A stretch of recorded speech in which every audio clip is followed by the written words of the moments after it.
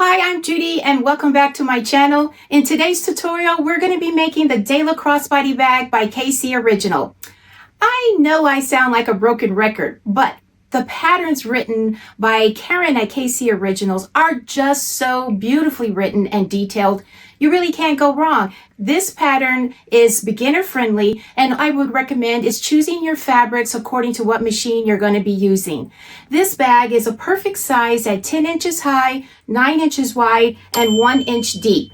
So this bag has great pockets. There's a front pocket, there's a back pocket, and then there's pockets on the interior. But this pocket on the front is so large, you can put your cell phone and more inside this pocket. I love the size of this pocket. And on the back, there's one that's even bigger. You guys, really, I know I say this about all bags, but this bag is going to be a wonderful everyday bag. It has a zippered closure, and inside we have 2 credit card slot pockets as well as a slip pocket. Here is the slip pocket, and here are the 2 divided credit card slot pockets. It is so deep, you can get everything you need inside this bag. So follow along for a step-by-step tutorial on how to make this bag. If you are new to my channel and if you find that this tutorial was helpful to you, please like and share my channel with your friends. I would like to thank Karin once again for allowing me to do the tutorial for one of her patterns. It's always a pleasure because I just love all of her patterns. Okay, are you ready? Let's get started and let's make the Dayla Crossbody bag.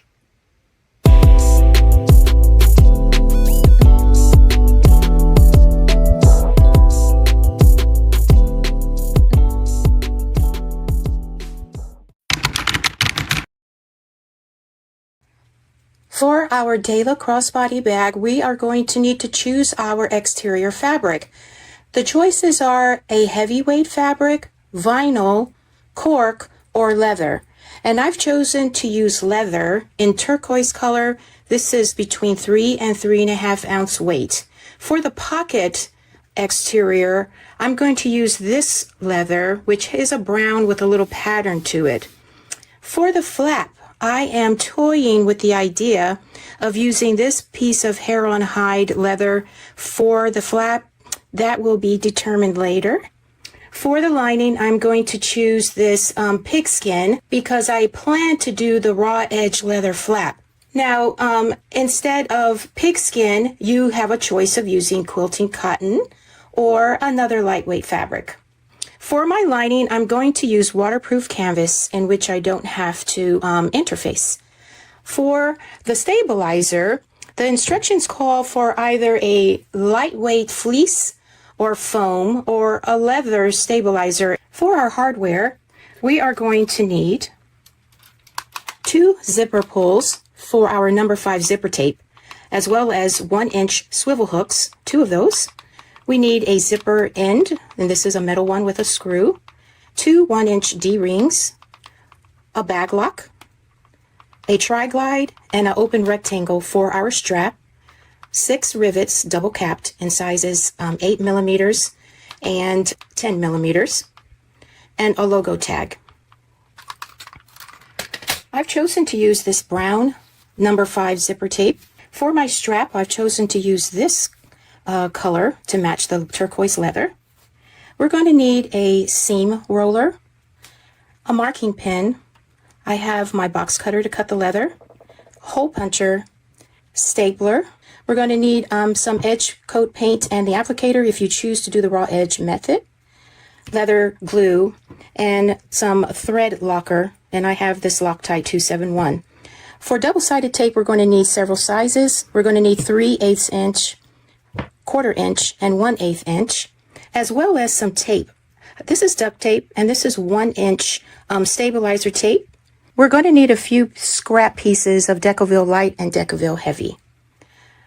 That's all of the supplies we'll need. We're now going to move to the next step, in which we're going to cut our pieces and prep them.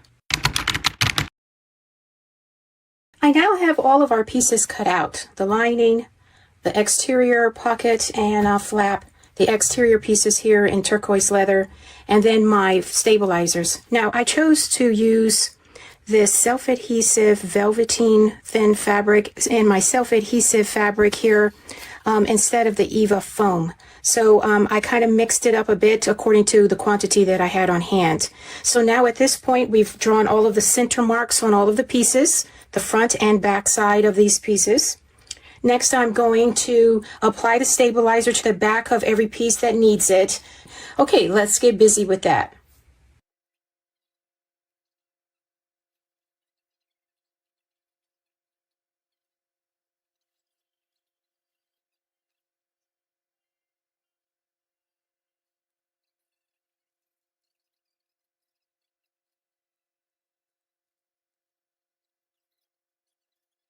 Okay, all of my pieces have the stabilizers on the back side, and I also forgot to mention all of the pieces have been skived.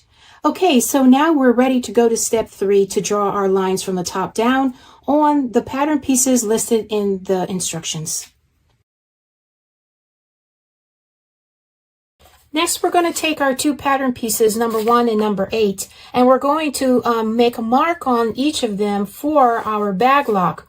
Now, the directions call for us to make a hole, so I took my awl and I made a hole right in the center portion for the placement of the bag lock on each of these pattern pieces. And so then I'm going to simply take them, place them on top of the pattern piece, and take my silver pen and make a mark right on top where that bag lock should be. So I'm going to do it for each piece, but on this piece I'm going to actually make the mark on the front and the back side. And flip this over.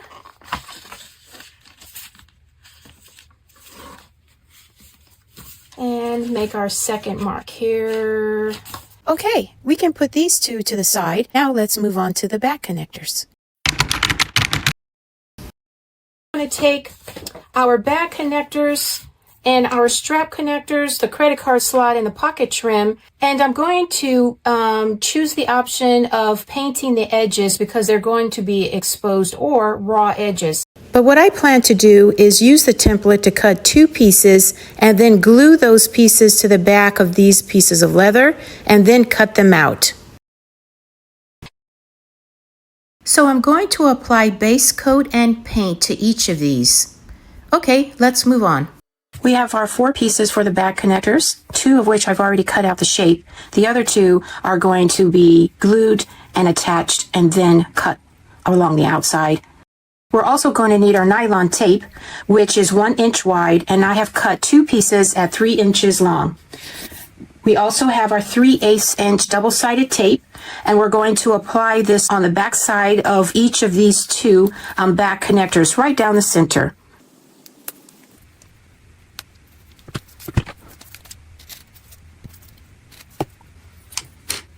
Now I'm going to remove the backing on this double-sided tape on both pieces. And then I'm going to take our 3 inch long pieces of nylon tape and put that right on top of the double-sided tape, centered. Okay, so now what we're going to do is apply glue on the entire surface of all 4 pieces. Again, I'm doing this a little bit different than what the instructions call for. I thought to try it this way so that I could get crisper edges, and then afterwards I'm going to paint those edges. So now I'm going to let this get tacky and I'll be right back with you. We're now going to place one of these on top of my piece here and the other on top of the other uncut piece. And then I'm going to take a roller and roll these flat. Okay, next I'm going to take my box cutter and cut these 2 pieces out.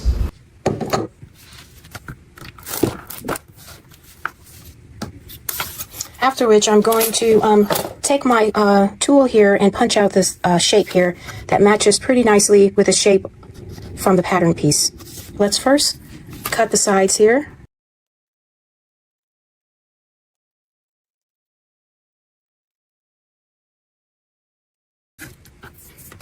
Okay, good. All right, so now I'm going to cut out or punch out these shapes, and then I'll round the edges with my other tool. Okay, I have rounded most of the edges, and I have one left to do. I'm using my little tool here to make the cuts on these corners, and I'll do the last one here. Now, again, this is an option that I chose. You are free to use the template to make all 4 pieces this size and then glue them together. And now what we're going to do is take these 2 to the machine, and we're going to top stitch around the edges. We're going to begin and end on one of the straight portions of the connector. The last stitch is going to be in the hole from the very first stitch. After that, we're going to bury our threads. So let's go and top stitch these 2 together, after which I'm going to apply base coat and edge coat to both of these.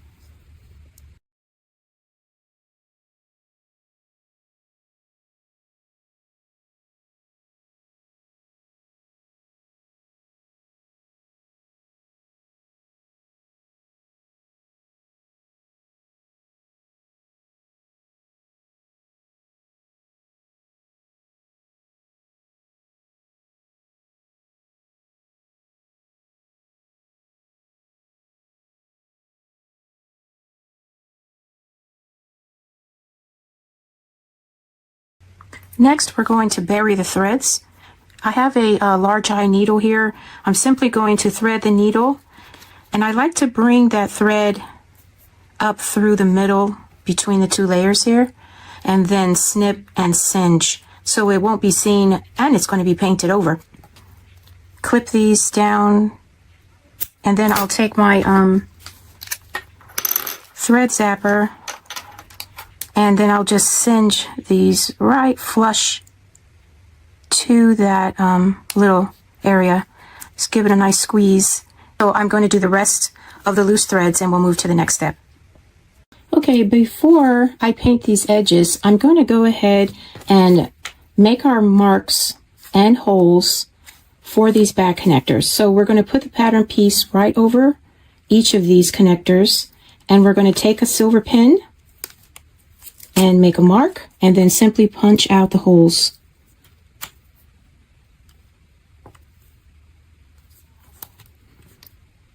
And we'll do this for both of the pieces.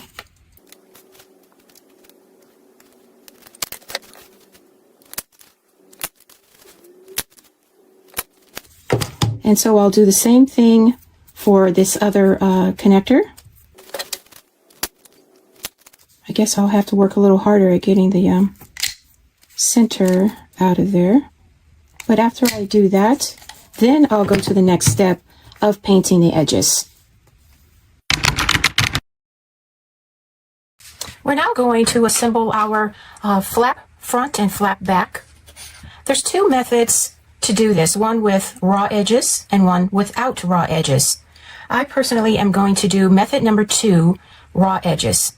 If you were to do method 1, where you want to not have raw edges, you would take your flap front, lay it on your table, and take your flap back and have right sides together. So the 3 sides, turn it inside out, top stitch. Basically, that's the step for method number 1. For method number 2, however, we're going to take our flap front and make it face down on our mat and glue the entire surface. Take our flap back, and with the right side facing you, attach this to our flap. Now, in the instructions, we are told that these 2 pieces are not the same size. Actually, our flap back is smaller than the flap front. However, we are to glue these 2 pieces with the flap back centered to the flap front. So you will see some edges here along the sides here, but we're going to leave that for now. After we glue these 2 pieces together, we're going to turn this over so that we're looking at the front of our flap. And we're going to take our silver pen and draw in a line along these 3 edges here, according to the distance in our directions. After which, we are going to take our box cutter and cut along that line. And that line is essentially the seam allowance. So after we cut this, we are then going to top stitch on all sides. So what I'm going to do now is I'm going to turn this face down. I'm going to apply glue and meet these 2 together with the flap back right side up. After I do that, I'll get back with you.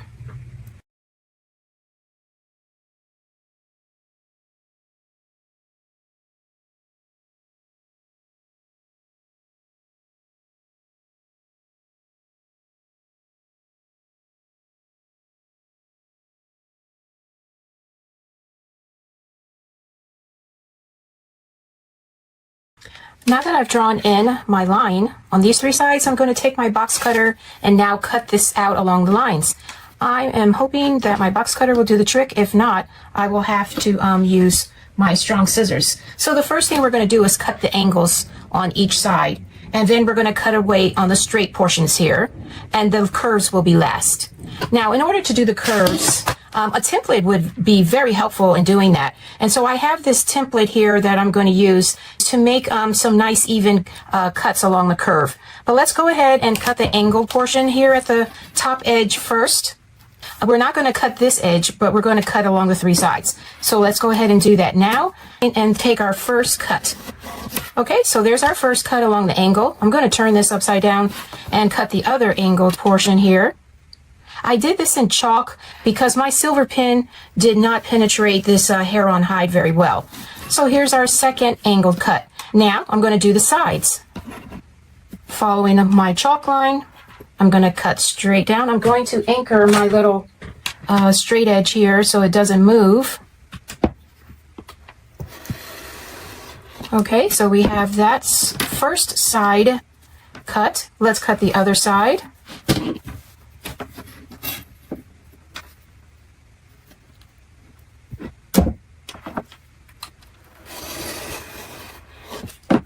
Okay, very well. Now, oops, I thought that came all the way off. Okay, now we're going to cut the bottom straightaway edge here.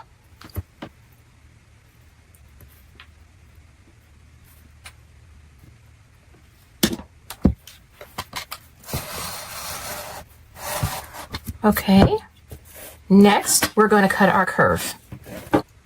I'm going to use my template here. And I'm going to determine which of these curves here match the arc. And I believe it's going to be one of these. Yes, it's going to be this one right here. So let's line that up and cut.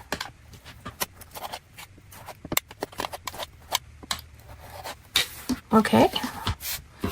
So there's our first curve. Let's cut the other one.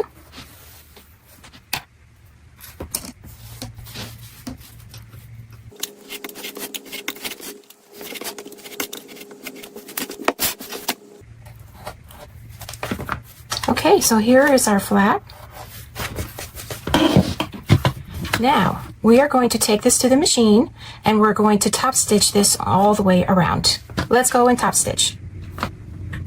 Okay, so now we're going to top stitch our flap, and we're going to start and stop along a straight edge. So I'll start and stop along this edge here at the top. So let's go ahead and do that.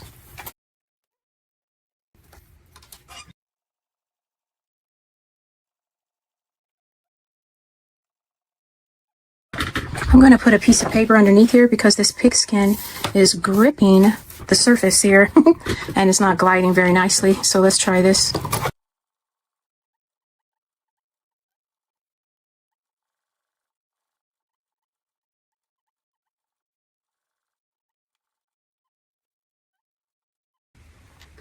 Okay, I didn't line that up very nicely, so I'm going to fix that by taking out the last stitch that I made here at the corner and then start again. It's like 2 or 3 stitches across to close it at the first stitch. So I'm going to go ahead and cut my thread and do it right.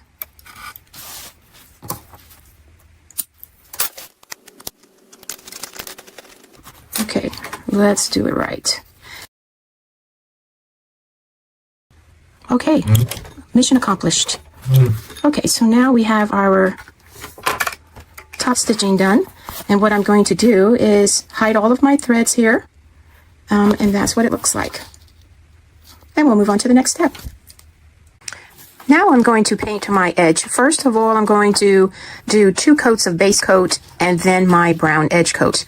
And after that's done, we'll go to the next step. Next, we're going to work with our bag lock. I've taken my screwdriver and I've taken the screws off of the front part of my lock. Here's the back plate. I'm going to take this and work with this part here. We're going to cut out our square, 3-inch square of see-through vinyl.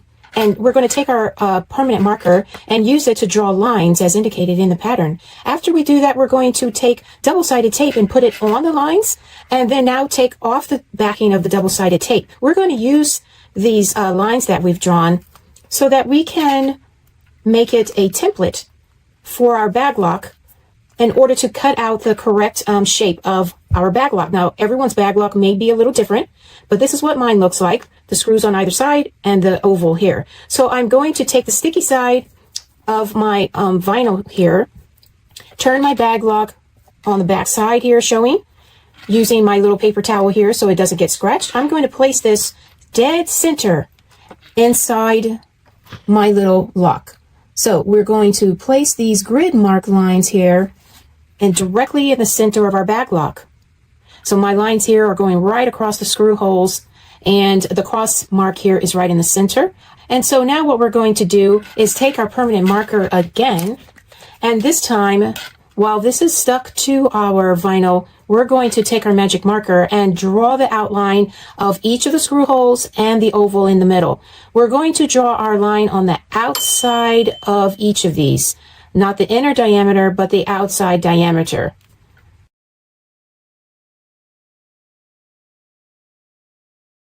And we're going to use this template to make sure that we cut out the perfect size hole in our flap for our back lock. And so I'm trying to get the outside edge here, not the inner. Okay, so next I am going to remove the vinyl plastic, and it's not as perfect as I wanted my drawing to be, but here we are. And so now what we're going to do is take our tools and we're going to punch out 3 of these holes, the little screws and the intersection. And so I'm going to, for the screw holes, use this and use my mallet to take care of that. And then I'll have to find one of these little dies that might fit that oval. So let me try to find that and I'll get back with you. Okay, so I found the perfect little die cut piece, and I'm going to place that right on top inside my little oval and give this a little pound.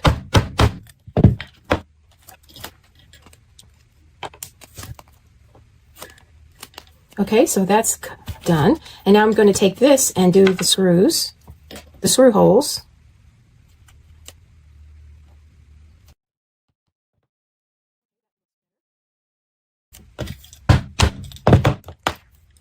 Okay, so here is the completed template, and now we'll go to the next step. Okay, now the instructions call for us to do a dry fit. So I took my template and placed it over the back side of my lock, and I'm making sure that all the holes line up correctly and that it fits through the window of the template actually. And so if it doesn't fit, you want to make these fine adjustments now so that your template is perfectly cut out and ready to use. Okay, so let's move on to the next step. We're next going to transfer our grid here on top of our flap using the mark that we made in the earlier steps. But before I do that, I'm going to extend the lines through our midline mark that we made. And that way I can line this up on the grid even better. Making sure that this is where it should be here. Okay, so now we're going to take our grid and we're going to center it, lining it up on the lines that we just drew with our little template, and press this down with the adhesive side of the double-sided tape onto our flap. Okay, I'm going to press that on until it sticks there, and now we're going to use our template to punch out where our lock should be. I'm going to take my little punch die, line it up, and punch away. Okay, I've punched it all the way through all of the layers, and now we're going to do the same for the screw holes by using this little punch die for those 2 sections. So let's do that now.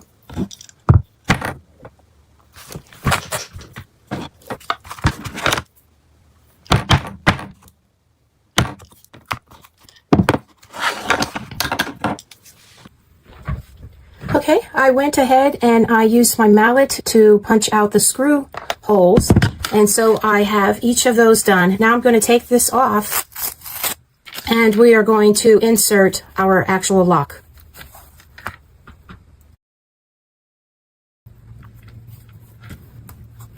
And I'm going to give this a little press to make sure that it is inserted all the way and in the proper spot. And now I'm going to take the backing and place it over and screw in our 2 little screws to secure this in place. And I'm going to be putting my Loctite inside the hole to secure these little screws. Just a dab. Okay, our flap front is finished. Our lock is in place. So now we're going to move to the next step.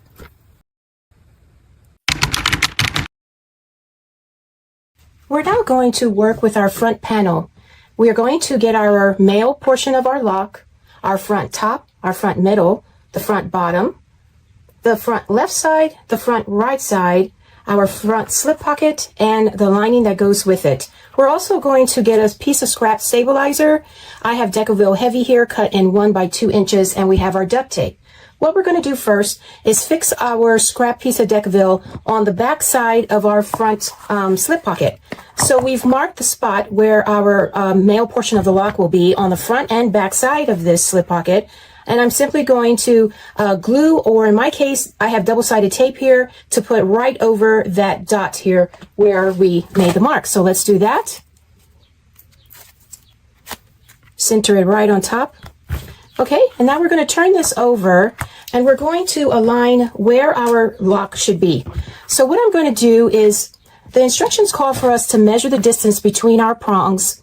The prongs are to be set straight at 90-degree angles, and mine measures about ½ an inch, just shy of 5/8 inch. So I'm going to center by making 2 marks alongside my center dot here, and then take my box cutter and make little slits that correspond with these prongs. Okay, so let's do that now.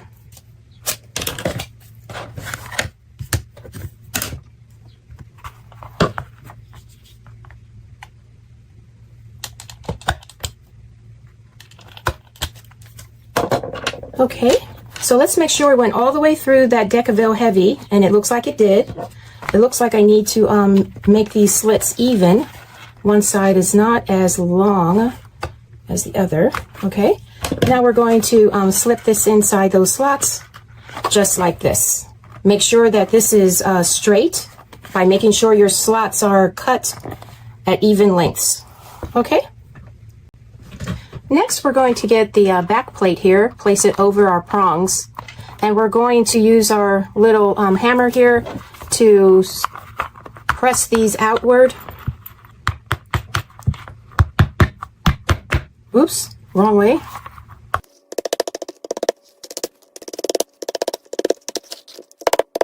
Make sure it's straight. And then we're going to put duct tape right over this to secure that in place. So that's finished. So now what we're going to do is we're going to take our lining piece to the front slip pocket. And so we're going to take our exterior and lay it face down on top of our lining piece with right sides facing. And we're going to take this to the machine, and we're going to make a stitch across the top at the seam allowance given in the pattern. Sorry about that. My camera was not recording when I made the seam going across. However, we're going to bring our wrong sides together, and we're going to roll this seam so that the lining will not show on the front. So about a 1/16 of an inch, we're going to roll this down. In doing so, you will see that the lining is longer now since we did the rolled edge here at the top. After we top stitch this across, we're going to take our scissors and we're just going to cut off that little bit of excess. So let's go ahead and top stitch across the top here.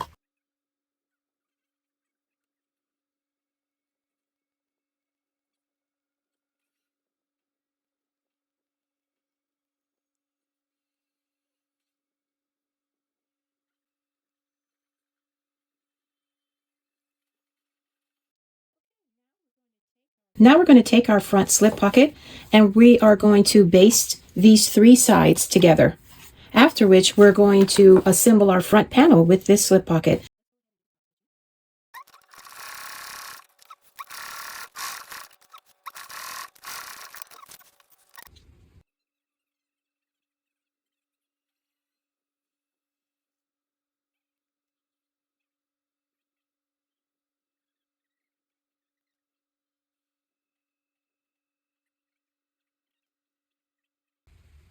We're now going to take the double-sided tape backing off and align it with our front middle pattern piece. So let's go ahead and remove the backing.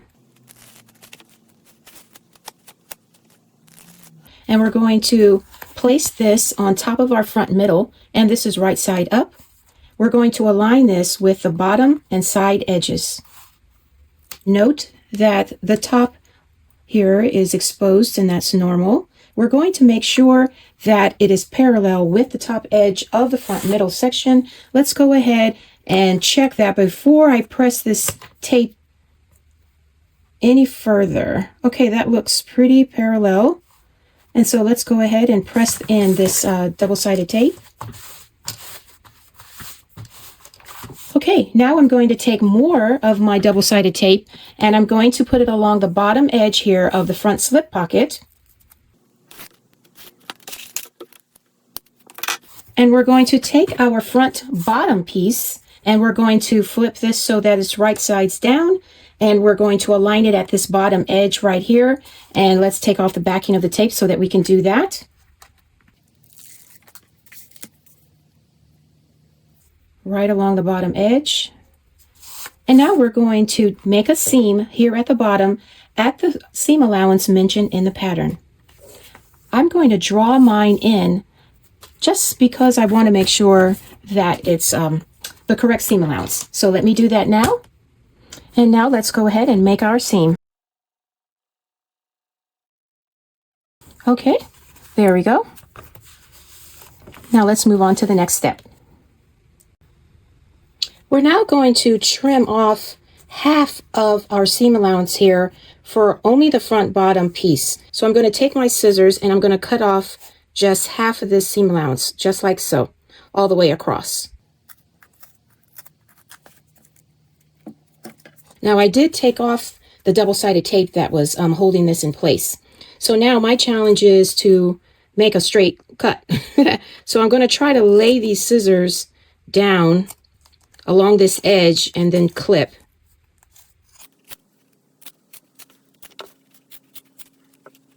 Okay, that did it. Very good. Okay, so now what we're going to do is we're going to take our bottom piece and fold it so that we're looking at the right side now. And I'm going to take a seam roller and I'm going to make sure that this is nice and flat.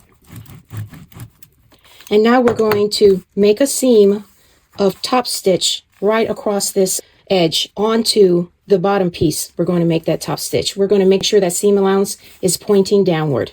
Okay, so let's do our top stitching now.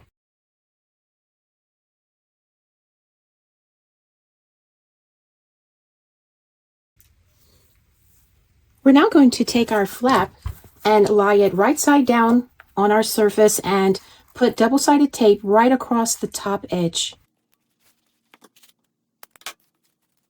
We're now going to remove the backing and we're going to place this flap right side up at the top of our front middle piece, lining up center marks that we've drawn. Make sure that it's right in the center. And then to make certain that this is centered onto this panel, we're going to measure on each side of the flap just to be sure. Okay, it looks pretty much centered here. Take note that our bag lock pieces are not lined up, and that is normal. So that will fall into place later on in the pattern. Okay, so now what we're going to do, this is the front top piece, and line it at the top with double-sided tape. And this is the right side facing. So I've gone ahead and done that. Let's take the backing off. The edge that we're supposed to line this tape with is the edge that's opposite of where we've drawn our 3/4 inch line. And now we're going to take this piece and lay it right side down, right on top of the flap, centered to this front middle panel. Okay, so now that's in place. We are going to now take this to the machine and we're going to sew with the seam allowance given in the pattern. I've already gone and drawn in my seam allowance because it's easier for me that way. So now let's go ahead and seam this in place.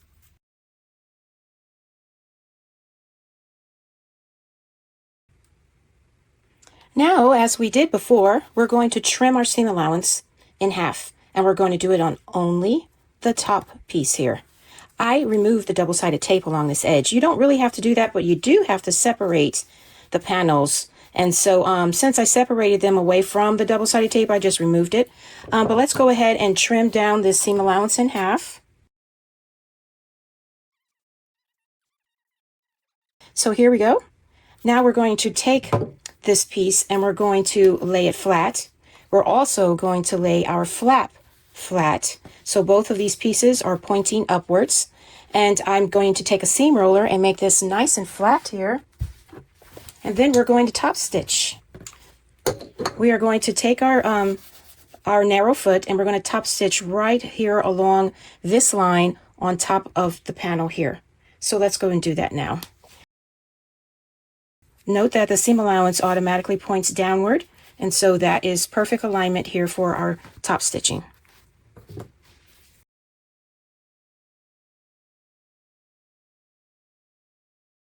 We're now going to take our front left and right side panels and align them with double-sided tape along the edge where there is no cutout.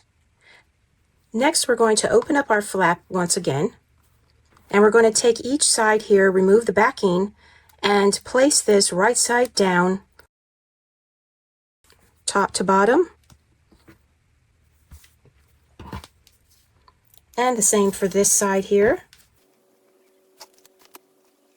Okay, next we're going to take this to the machine and we're going to make a seam along each side at the given seam allowance. I've already drawn in my seam allowance per usual. And so let's go ahead and do that next.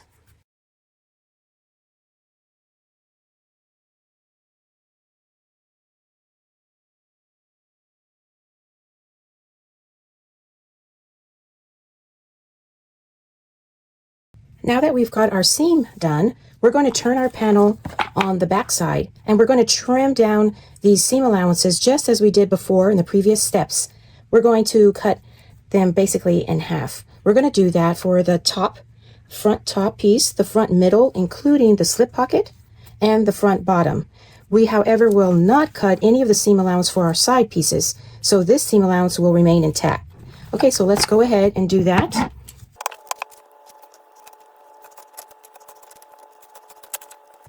I'm just checking periodically to make sure I don't cut that side seam allowance. Looking good here. Okay, we've done one side. I'll do the other off camera, but next we're going to open up this side panel that we've just trimmed down. And we're going to take our ruler and we're going to flatten this seam out. And then we're going to top stitch along this edge. Our seam allowance will be pointing towards the side as we do our top stitching. So off camera, I'm going to trim down this side and take my seam roller, flatten it, and then I'll get back with you to top stitch these in place.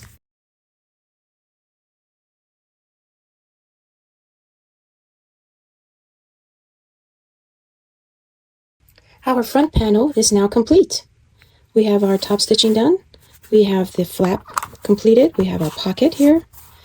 And so now we're going to set this aside and we will go to the next step. We're now going to assemble our back panel. I have my pieces here, the back top, the back bottom, the back zipper pocket lining pieces. There's 2 of those. Our 2 zipper tabs, our zipper and our zipper pull, and spray starch. The first thing that we're going to do is iron our zipper. And so what we want to do is turn our zipper over to have the wrong side facing up. And we're going to lightly spray this zipper with spray starch, and then we're going to iron this in place. This is to make sure that our zipper is nice and straight.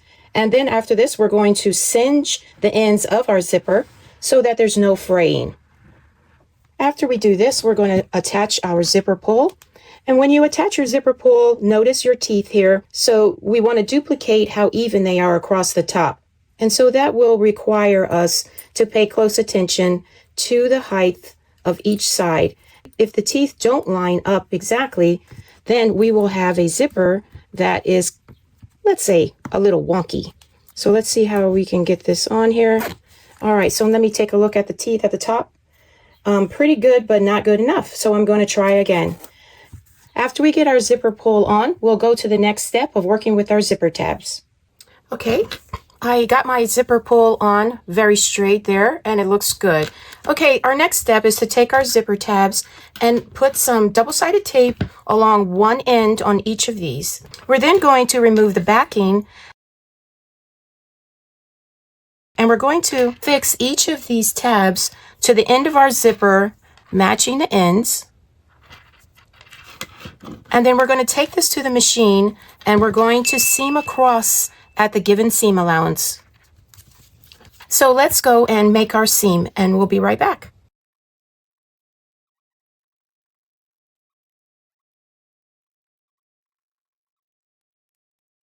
Okay, what we're going to do now after we clip our loose ends, we're going to apply 1/8 inch double-sided tape right here in the seam allowance on each end of our zipper. And then we're going to fold back these zipper tabs, and we're going to give it a good press. So note, we are not going to top stitch across these zipper tabs as you sometimes do in bag making. So leave these unsewn, but give them a good press, and then we'll go to the next step. Okay, I have applied my double-sided tape on each end here within the seam allowance, and I'm going to take the backing off each of these and press them in place. So that's what it looks like on the back side. And let's do the same for this end.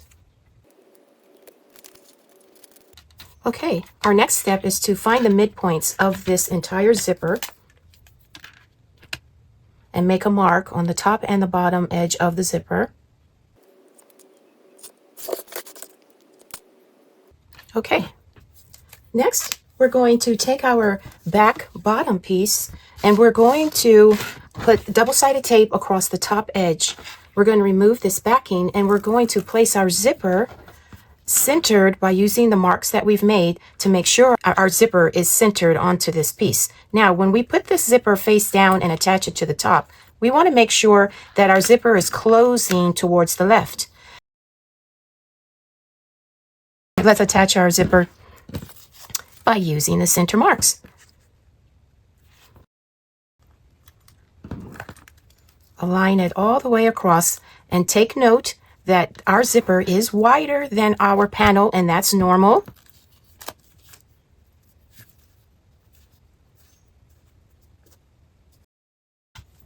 We're going to now take some more double-sided tape, and we're going to attach it to the top edge of our zipper. This is on the wrong side of the zipper.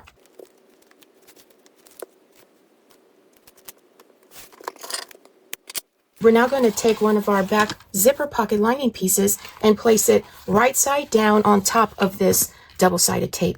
So let's remove the backing and attach it. Right side down, and I'm going to flip this only so I can see my borders here.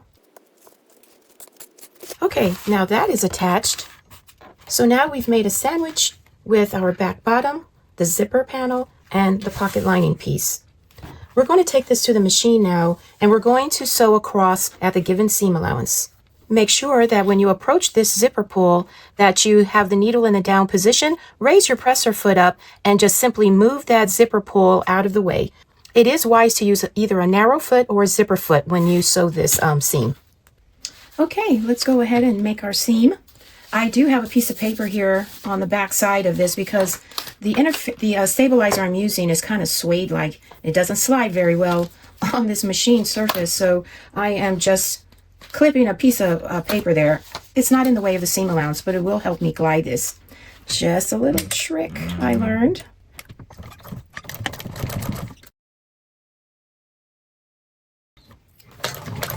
I'm approaching my zipper pull, needle down. I'm going to raise the presser foot, and I'm going to move this out of the way. Okay, there we go.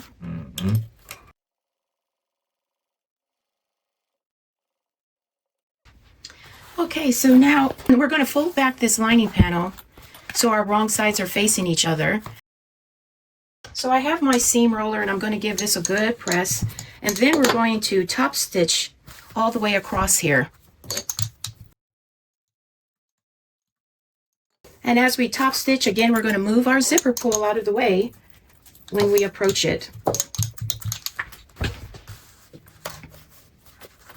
going to make sure that these pieces are lined up evenly, and I think I might even put a clip just to make sure that they stay nice and centered here. And now we're going to top stitch this across.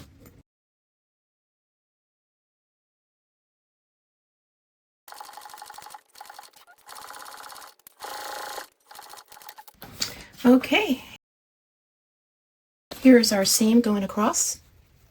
And now I'm going to take care of my loose ends and go to the next step. We're now going to cut off excess ends here of our zipper tabs. We're going to take a ruler, line it up with the edge, make a line here that we're going to use to cut. We'll do this on each end. And now let's cut that excess off.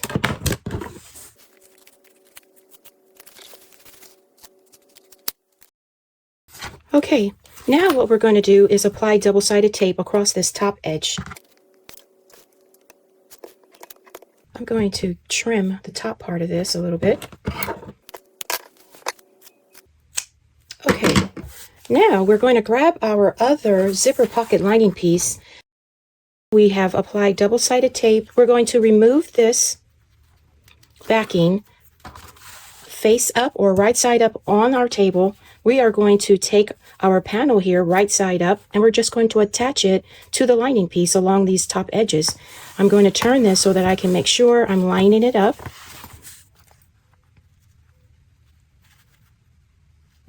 Right across the top edge there.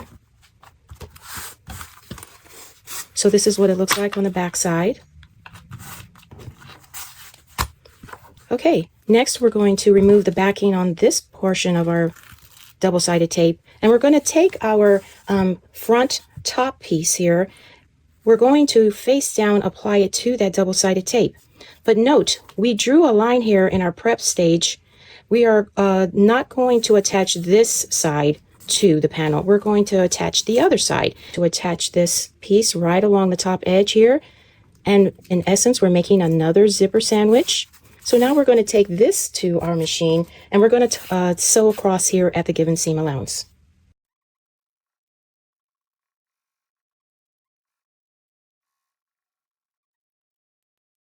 Okay, we're now going to fold back this top piece, press it with our seam roller, and again we're going to top stitch across.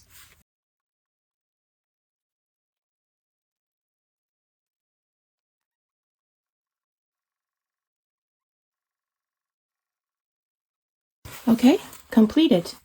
All right, now let's take care of our loose threads and let's go to the next step. We're next going to take our panel, turn it over to the back side, and note that our two lining pieces are not even. We are going to trim off the excess here to make these two panels equal. I drew a line where I need to cut, and so let's go ahead and do that now. After which, we're going to take this to the machine, and we're going to sew a seam to close up our pocket on the bottom edge. So we're going to clip these two lining pieces together and take this to the machine, and we're going to seam just across the bottom at the seam allowance mentioned in the pattern. As suggested in the pattern, you can also stitch across a second row. Okay, let's go and sew this seam.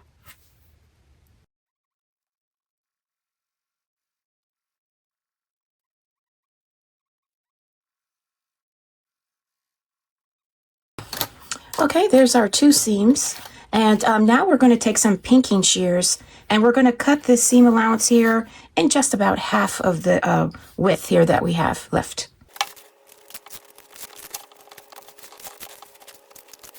That's not the straightest line I've ever cut, but the job is done. Okay, let's move on. We're now going to clip the sides of our lining pocket here, and we're going to just baste each side in place. So let's put a few clips in.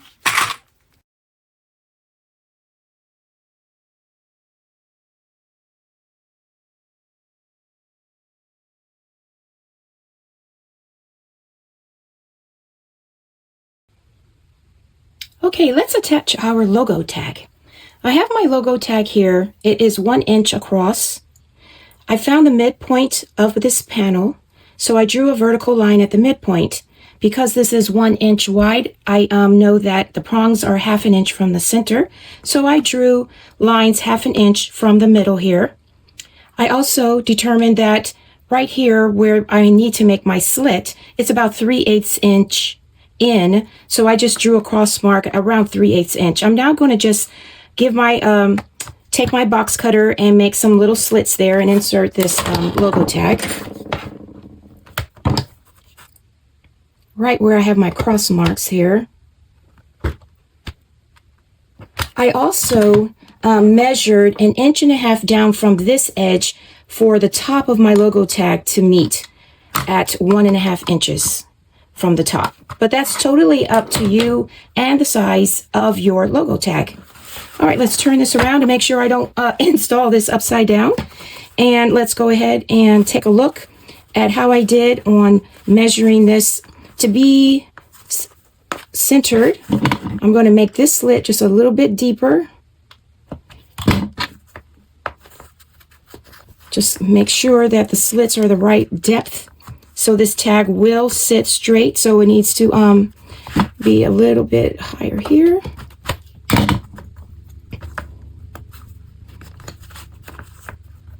Okay.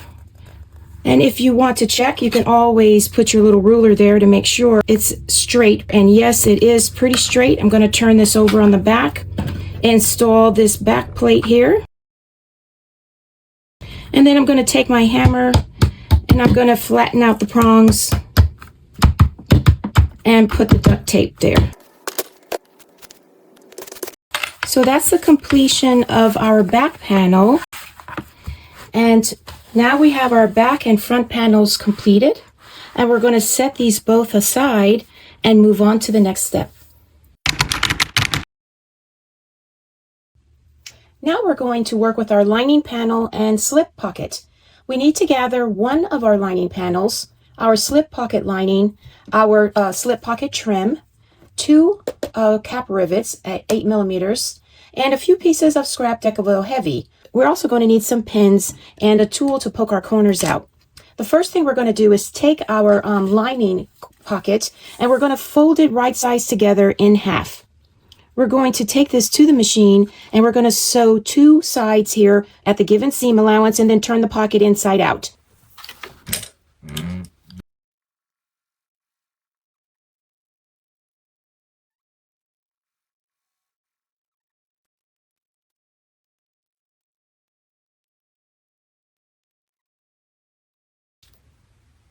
I like to, before I turn a pocket, just cut a little bit here at the corner to reduce some bulk here. So let's go ahead and just taper that a bit right at the corners. Okay, and now let's turn this inside out.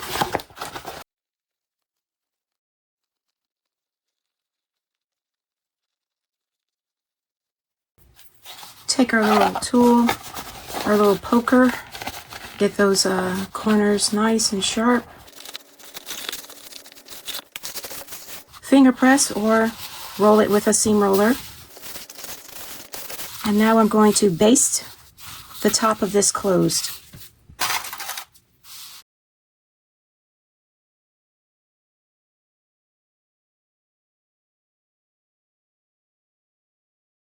Okay, so now let's go to the next step, which is to attach the trim at the top of our pocket.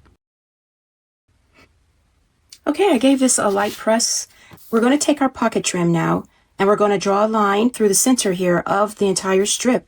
Then we're going to take 1/8 inch double-sided tape and align it to the top and bottom edge. We're going to take off the backing of the double-sided tape, and we're going to lay this on our tabletop with the wrong side facing. And then we're going to take our pocket and line it up on that center line. Note that this is wider than our pocket. We'll trim that down in a minute. We're going to fold this down. And as we fold, we want to make sure that the ends show that we're folding this right in half.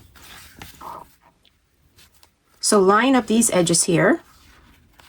And then we'll go ahead and press the rest of it in. Make sure it's straight. And that looks pretty much straight across. So next we're going to trim our ends, and then we're going to top stitch across the top here. Now when we top stitch this, we are not going to back stitch. We are going to stitch all the way across and then bury our threads in the end.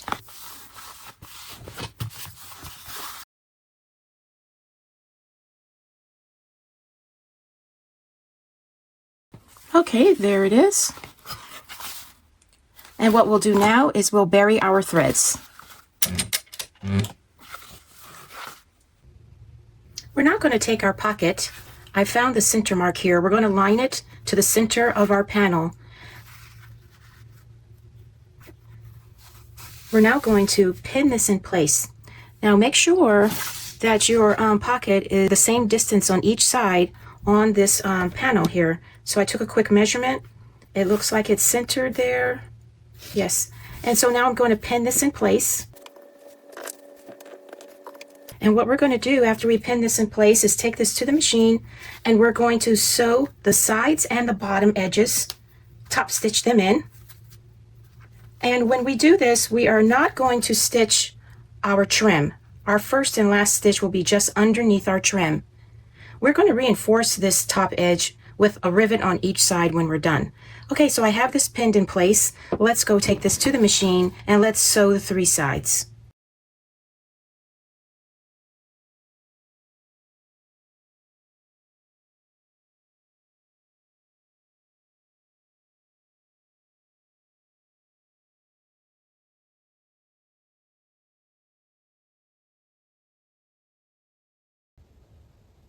Okay, now that we have our pocket sewn in place, we are going to remove the pins. And now we're going to mark a placement for our rivets in the top corners here of the pocket trim. And we're going to go 1/4 down and 1/4 in and make a little mark and then punch a hole there so that we can set those rivets. I'm approximating this here. Okay, so I'm going to go ahead and poke some holes there.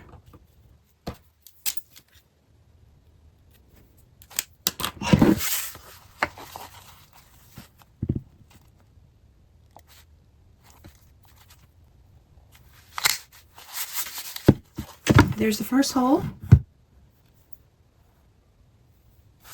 And now let's take and do the second hole here.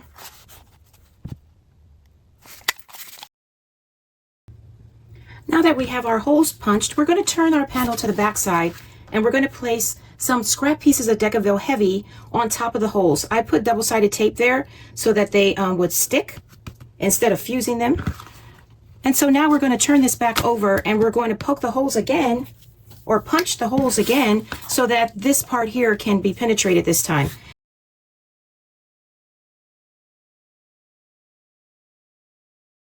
And now it's through the Decaville.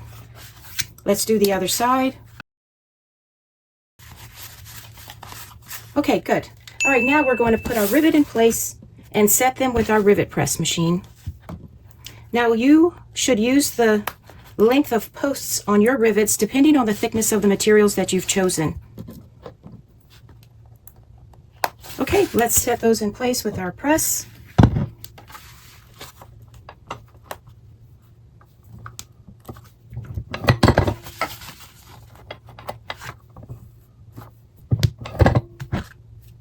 Okay, we've finished this panel, and let's put that to the side and go to the next step. We're going to next assemble our credit card pocket. We're going to take our other lining piece and our credit card exterior piece, several pieces of scrap Decaville Heavy, and a piece of nylon tape 6 inches long. And this is nylon tape that's 3/8 inches wide. Okay, so the first thing we're going to do is take our nylon tape, turn our credit card piece right side down, and we're going to line this piece of tape across the top edge. This will prevent the pocket from stretching in the future. So right along that top edge, just like so. And we're going to take this to the machine, and we're going to top stitch it right across. We are not going to back stitch. However, we're going to start and stop and then bury our threads just as before. So let's go and top stitch this now.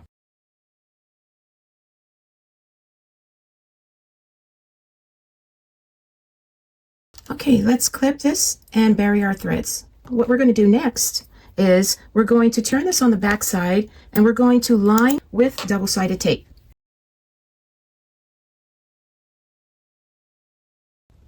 Okay, next we're going to take this to our lining panel and we're going to place this on the panel and sew it in. Let's do that now.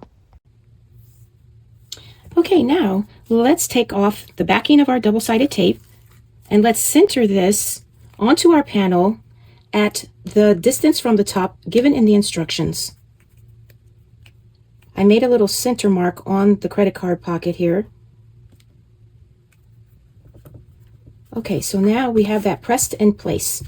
Now, before we take this to the machine and top stitch this in place, we're going to turn this over onto the back side and we're going to feel with our fingers the top corners of where our pocket is. And we're going to fix some scrap pieces of Decaville Heavy right on top of that.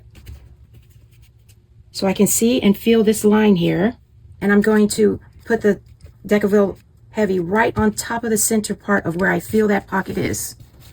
And I'm going to do the same for the other side. Okay.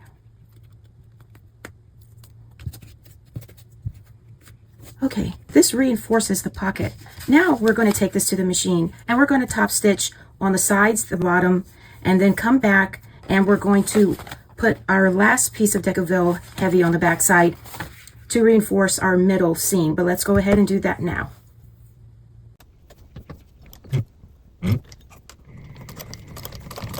I did not back stitch. I'm going to bury the threads in the back.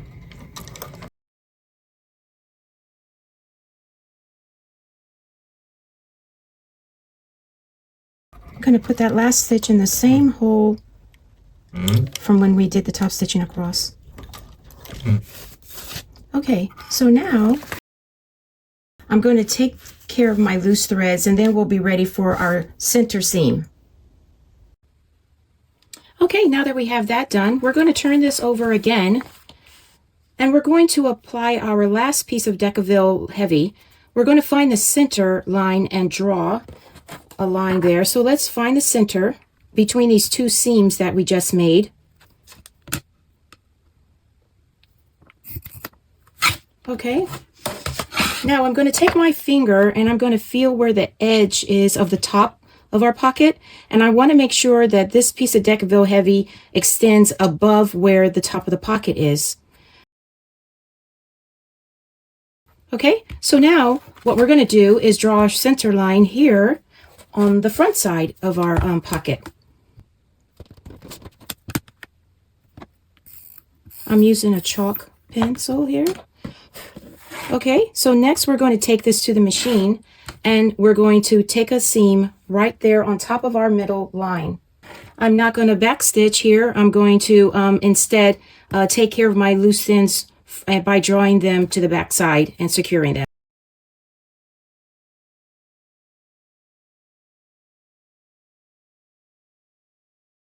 I'm putting my last stitch inside the hole from when we did that top stitching on the bottom. Okay, there we go there. Can get rid of the chalk, and that's our credit card slot. Let's take care of the loose threads, and we are finished with this panel, and we'll move to the next step. Let's check out what the back side looks like. There it is there. We use these 3 pieces of Decaville Heavy to reinforce our seams. Okay. We're now going to work with our zipper placket. We're going to get both pieces of our zipper plackets and our zipper. Before we do anything, we're going to iron our zipper. We're going to first turn it face down on our ironing board and spray it with spray starch and iron. Okay, now that our zipper is ironed, I'm going to take one end here and separate the zipper about 1 inch. And then I'm going to turn these ends at 90 degrees. And I'm either going to take this to the sewing machine to make a few stitches to keep this in place, or I'm going to take my lighter and cinch the ends to keep it together. Now, I am going to be honest. I've never done it that way before. I'm going to take a pin here and keep this at 90 degrees while I experiment with the lighter method. So I'm going to go ahead and trim this off and then light it with my lighter. Hold on 1 second.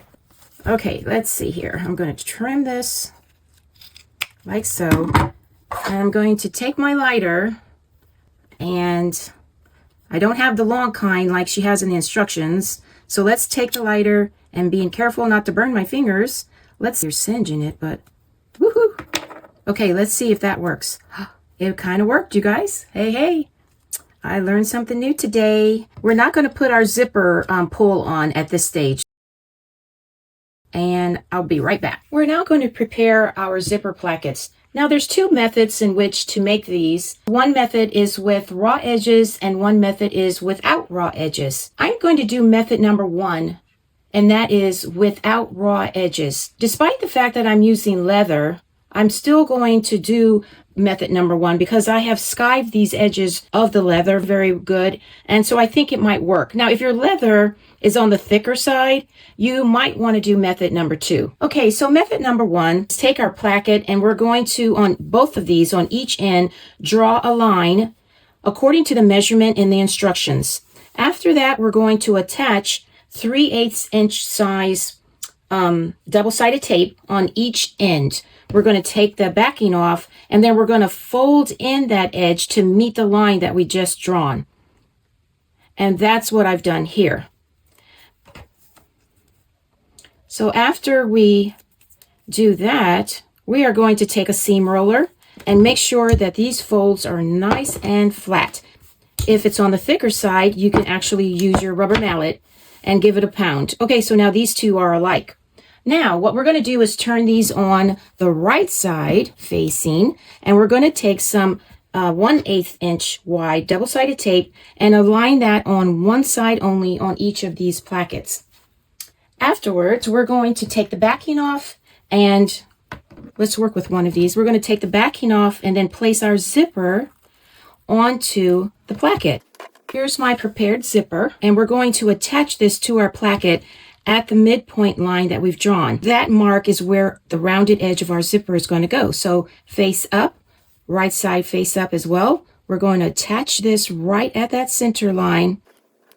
Here's our zipper attached, right side facing, all the way to the end. So this is what it looks like now at this stage. Now we're going to fold this placket right sides together, and the zipper is now in between the two. We're going to fold it until it meets the other folded end, and we're also going to align this along the top side of the zipper, just like so, right at the edge. Okay, so now we have a zipper sandwich. And now we're going to take this to our machine, and we're going to stitch the layers along this top edge with a narrow foot or a zipper foot at the seam allowance given in the instructions. We're not going to stitch past the folded ends. We're going to stop right there where it folds. After we do that, we're going to cut some of the corners here so that when we turn this right side out, we won't have so much bulk there at the corners. But let's go ahead and stitch this in place.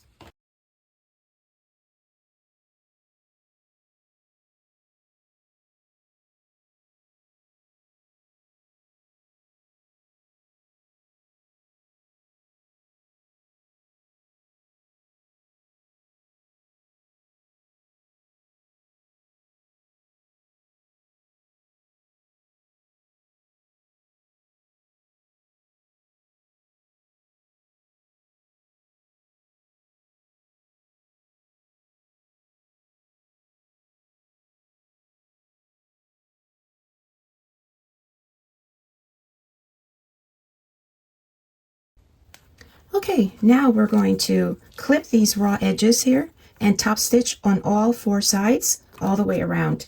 Now, I did take a minute to use my rubber mallet to give these a good pounding. I used a seam roller on the thinner sides of this, but then on the thicker sides, I did use the rubber mallet. You can do that or whatever method is going to make this as flat as possible so that when we top stitch this, we won't have any problems.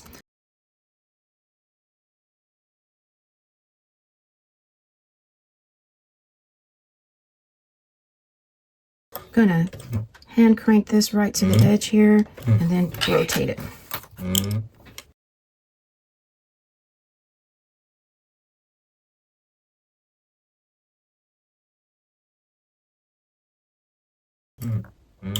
One more stitch.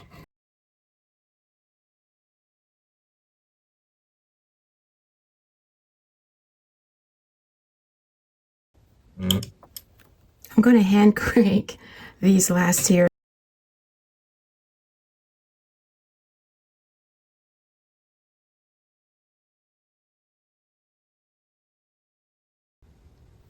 I just wanted to show you how I buried the threads on this. So this is the front. I took my large eye needle and I brought the threads to the back side. But instead of just bringing them through to the back side of the placket, I brought them all through the underside of the placket. So you don't even see it from the back side.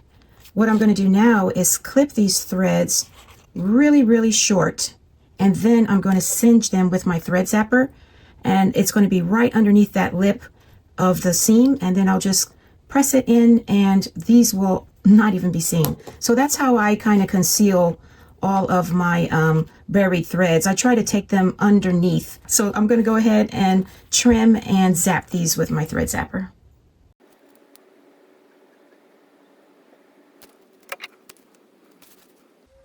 Okay, we're going to repeat the step for the second placket. I've applied double-sided tape along one side.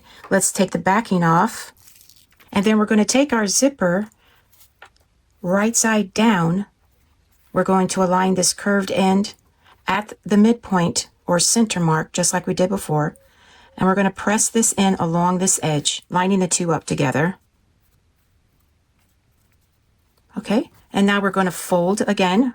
Fold the zipper placket on top, have it meet at the end on the other folded edge. I'm going to do that first, and then press it in to meet the top edge all along the rest of the way. There we go. So now we are going to seam this again.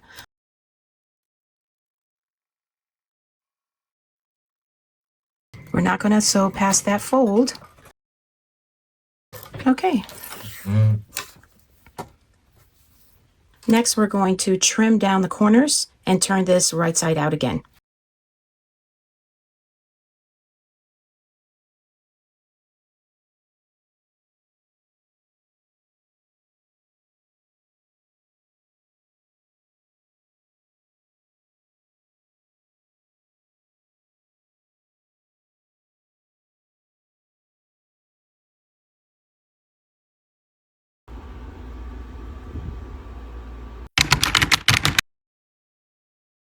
We have reached the most exciting part of the pattern, and that is putting it all together.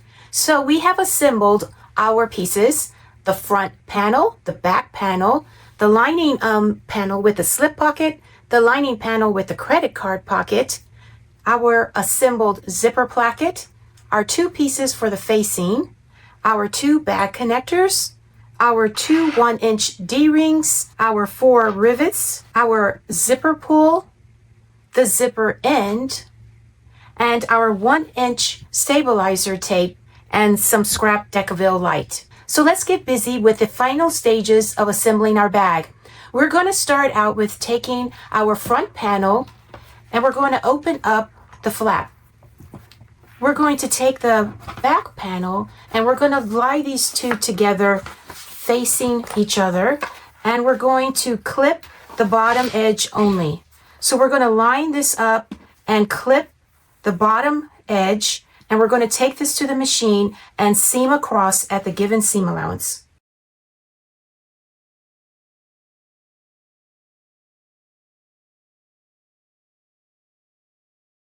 Now we're going to trim our seam allowance.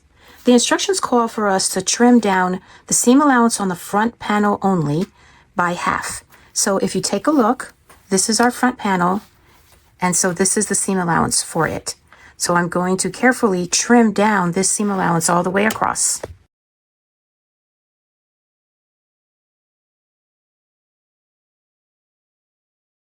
Okay, there we go.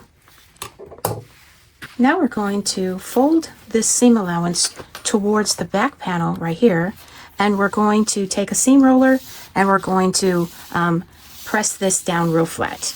We're now going to turn our bag over so the right side is facing us, And now we're going to top stitch across onto the back panel here at this edge. That seam allowance, again, is pointing towards the back panel.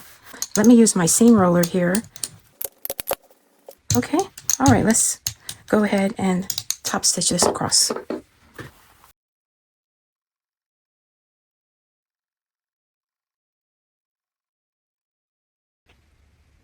We're now going to place our panels right sides together once again, and we're going to clip each side. The instructions tell us to start at the top and work our way down to the bottom when we clip. So I've done one side already, and let's clip the second side.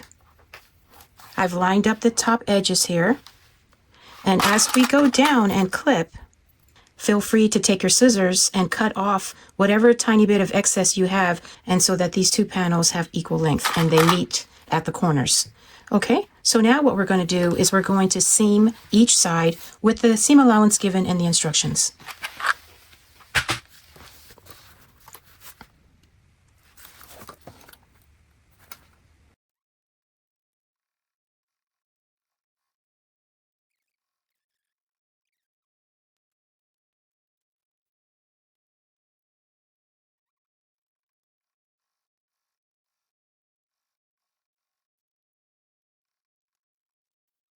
So now what we're going to do is we're going to make a second seam on each side, about a 1/16 of an inch, just next to that line, but in the seam allowance. So let's go ahead and do that now.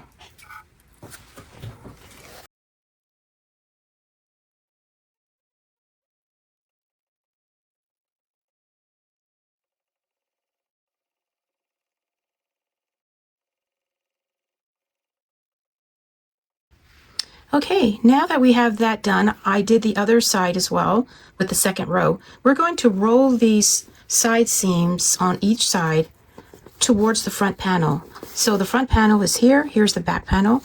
So I'm rolling them towards the front panel, and then we're going to take our scissors and we're going to reduce the bulk of the back panel seam allowance only. So it's a little easier to get to now that we have these, rolled towards the front panel. And so I'm just going to put my scissors right in there and reduce this bulk here by trimming it down. Going to keep checking to make sure I'm only cutting the back panel.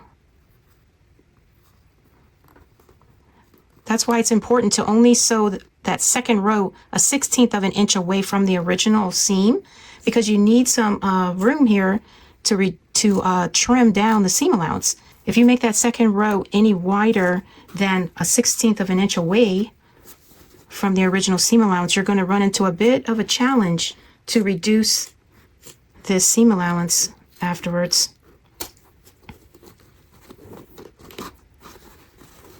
I'm almost there.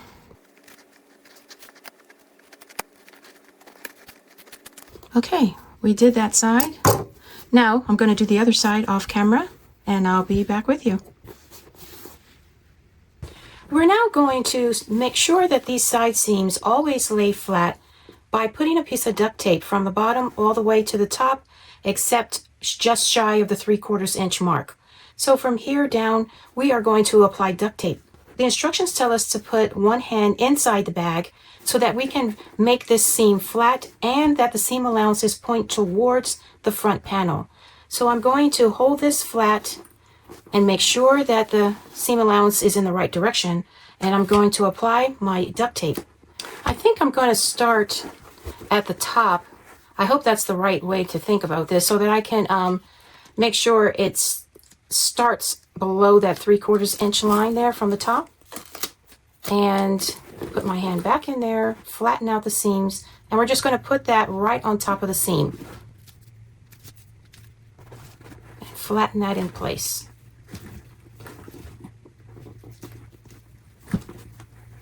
And it looks like I could have used a longer piece right there, but let's do the other side. All right, this is the front panel. We're going to flatten that seam towards the front panel.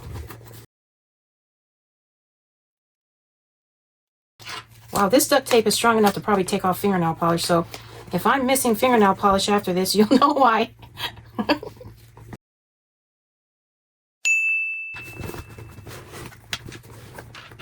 Okay, All right, so the next step is to box our corners. When you box these corners, these seam allowances automatically go in the other direction. So that's good because that'll make it more flat. So all we have to do is just make sure, you know, our seam here is right on top of each other. And let's go ahead and box these corners according to the seam allowance given in the instructions. And we're going to make 2 rows, one just inside the seam allowance of the original.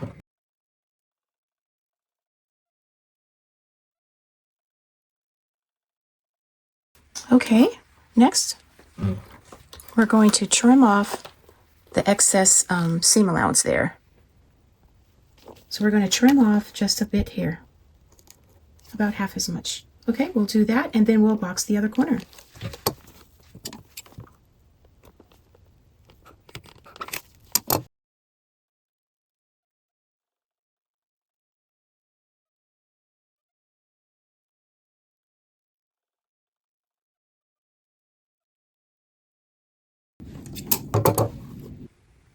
Next, we're going to take double-sided tape and attach it to the top edge here of our bag all the way around, and then we're going to fold down the top edge to meet the line that we drew in the prep stage. So let's go ahead and apply our double-sided tape.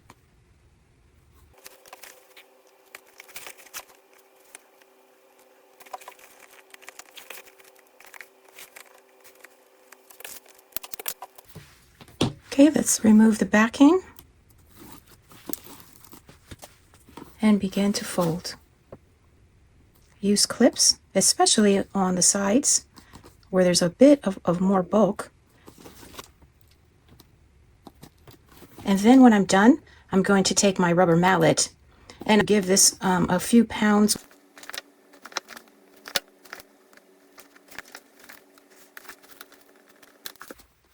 Okay, so yeah, I see I need to use the mallet for these parts and to clip them in place. Okay, I'm going to go and do that off camera, but here we have our folded down edge. We're going to keep our bag just like this. We're not going to turn this bag right side out yet. Okay, so I'm going to give this a good pounding and seam roll these edges, and I'll be back. We're now going to work with our bag lining. I have both panels here for the lining. I have my facing pieces and my zipper placket. The first thing we're going to do is make a mark midline to the zipper placket on each of these, and I separated these. Next, we're going to refer to these as number 1 and number 2. So we're going to take number 1 with the tail going to the right, and we're going to find the center point on the lining panel with the slip pocket, and we're going to clip this in place, lining up the centers. Now, what you're going to note is that the teeth are facing you. We're going to baste this in place, and then we're going to take our second lining piece with the credit card slots, and we're going to take number 2 zipper placket, and we're going to turn it so that the tail is facing the left side, teeth are facing you, and we're lining this up centered, and we're clipping, and we're going to also baste this in place. So this is what each panel will look like. So let's go and baste these in place.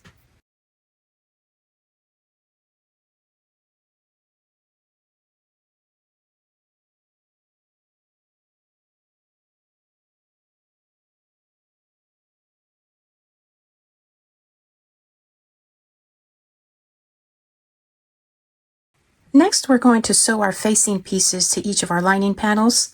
First, we're going to pin our zipper tails out of the way, and then we're going to take each facing piece and turn it right sides on top of our lining panel. We're going to clip this in place, lining the center marks and the side edges.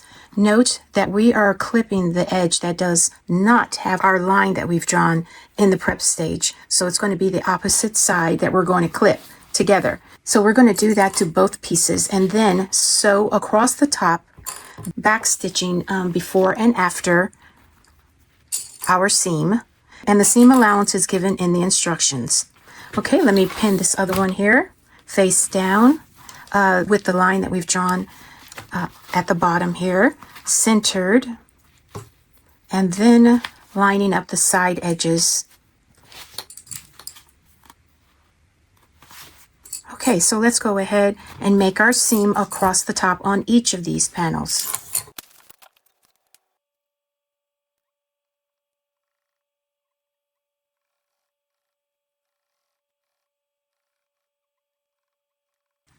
We're now going to take the pins out of our zipper tails.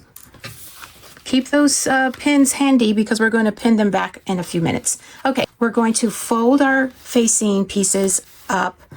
And on the back side, we're going to have these seam allowance pointing down towards the bottom of the panel. We're going to top stitch next. I'm going to smooth this out. You can also use a seam roller. And we're going to top stitch right across this line, and it's going to be on the lining piece. That's where our top stitch goes, right along this edge. So make sure the seam allowances are pointing down, and let's top stitch each of these panels. After we're done doing that, we're going to pin our tails back in place.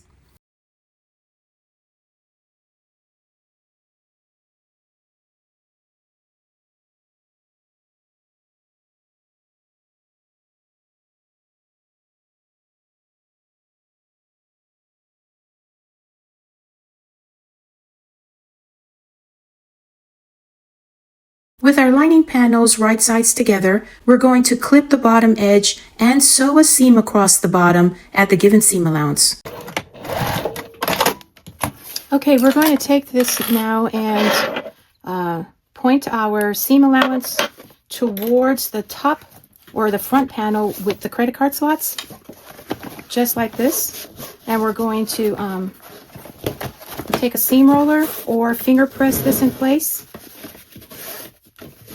And take this to my other machine where I have the turquoise thread, and I'm going to top stitch across. Again, the seam allowance is going up towards our credit card pocket, and our top stitch is going to be actually on this panel right along that edge on this side. So let's go ahead and take this to the other machine and top stitch this in place.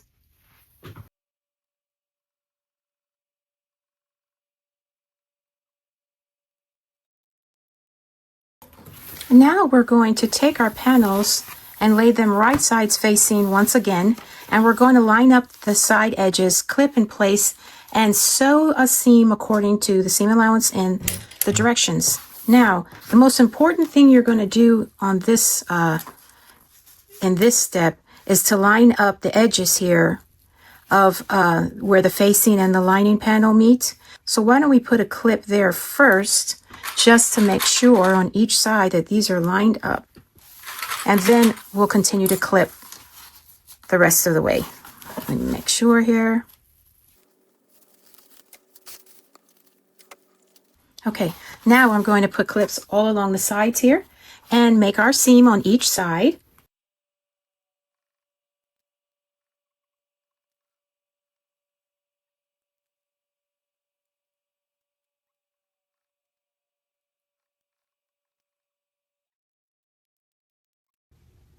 Okay, so what you saw me do was I used the industrial machine here to sew just the leather portion at the top. I'm going to do the side seams on the Juki TL. So let's go ahead and switch machines.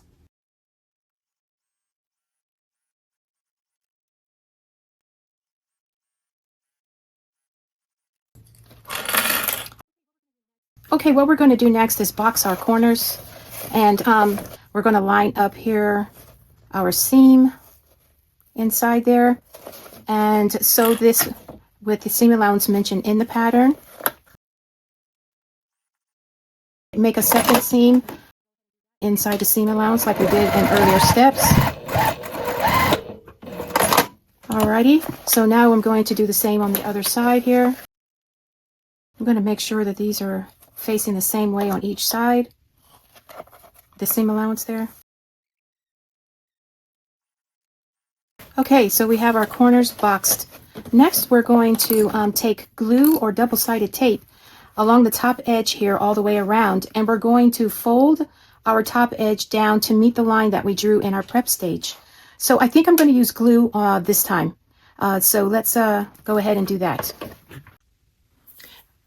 So I'm going to use some contact cement glue to fold down my edge here at the top instead of double-sided tape, only because I'm using this leather, and I know that this will give me a great bond. Okay, so I'm going to apply this all the way around. Then I'm going to let this get tacky and fold it in place. So let's go ahead and do that. Okay, I just realized something. I forgot to clip my corners. I know you guys were wondering. So here I am clipping down the corners on each side. And now I will continue to apply my glue. Okay, let's start folding this back to meet the line.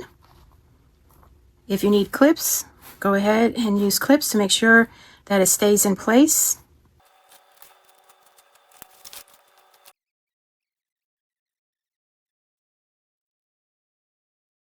Okay, so I spread that seam allowance flat, and this is why clipping the corners are very helpful to reduce the bulk, but I'm going to take my rubber mallet and give this a good pounding down. Let's do the other side here.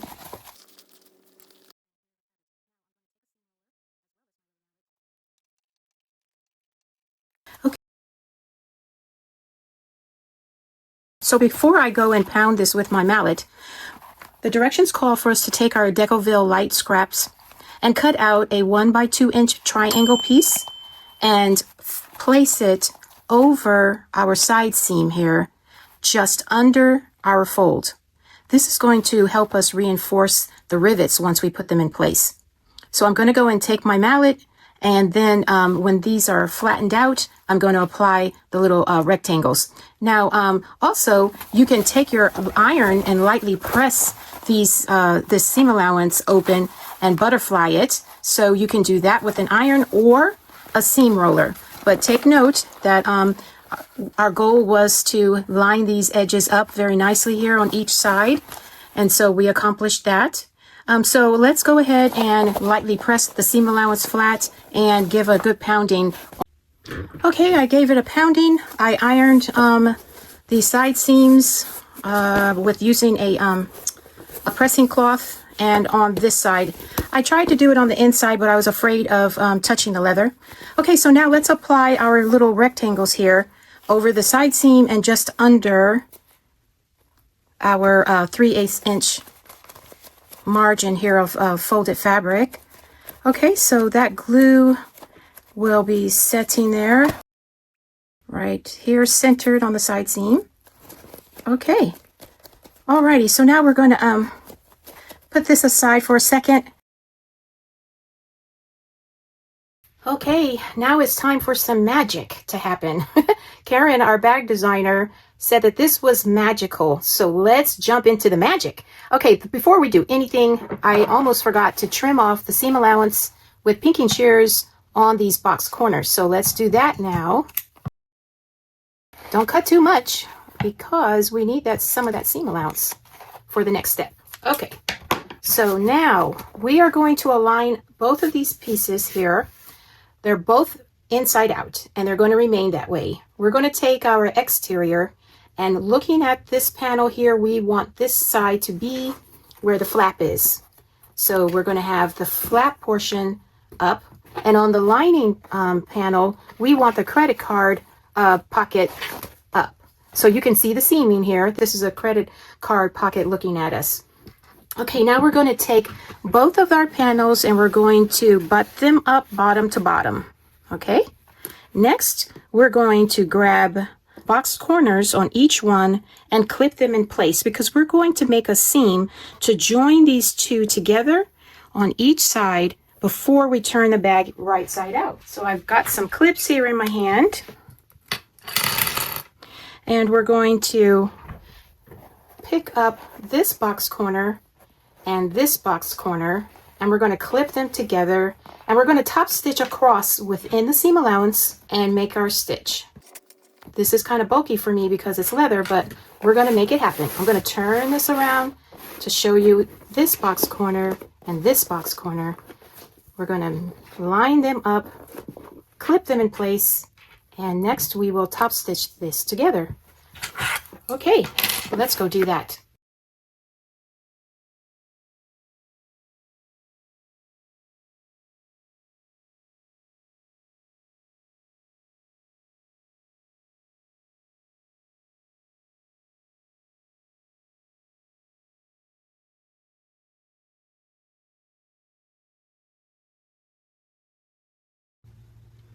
Okay, we have the bottom corners sewn together. And so now we're going to work a second phase of magic. And we're going to turn the exterior inside out. Now, we roll down the top portion here and at the same time push the lining bottom. We should be able to do this.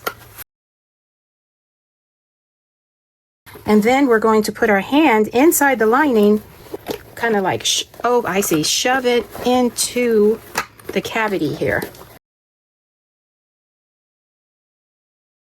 This is when you want your leather not to be thick.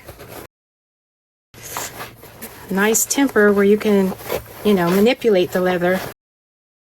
Keep pushing that lining inside and keep rolling the top down. So let's give that some more roll.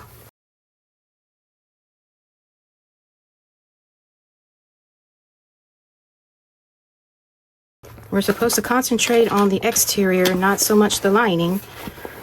Just to push on the lining, just to roll the edge of the exterior. So I'm tugging on just the exterior portion here, so it'll roll itself. Yeah, we did it. Wow, this is magic. Okay, Karin. Look at that. Crazy cool. Where's my lining edge here? Okay, now I'm going to put, oop, there's a pin. Be careful. Okay, I don't know if we were supposed to take the pins out before this stage, but be careful. Okay, so I almost have a corner there. And I almost have a corner here. I wonder where that other pin is. I'm going to take the pin out here. I don't want to bleed on my new purse. Okay. Okay, I'm putting my hand in between the lining and the exterior at this point just to make my corners come out. And there we have one. Let's put my hand in here. Okay, yes, we did it. Woohoo! Now let's get our lining. Wow, magic. I have never constructed a bag this way before. So yeah, I learned a new technique here. Okay, let's smooth out this lining. Okay, wow. So, congratulations on making it this far. She's a beauty. Wow, I love it. I love it. Yeah, here's our nice side seams because of our duct tape. Very nice. Let's see what she looks like. There she is. Very, very nice. Okay, there's a step that I forgot. And I know you all said, what? Okay, we were supposed to put double-sided tape along this along this wrong side edge here. It's not too late. I'm going to put the tape on and so that we can align these two together. Okay, I got ahead of myself. I got excited about the magic.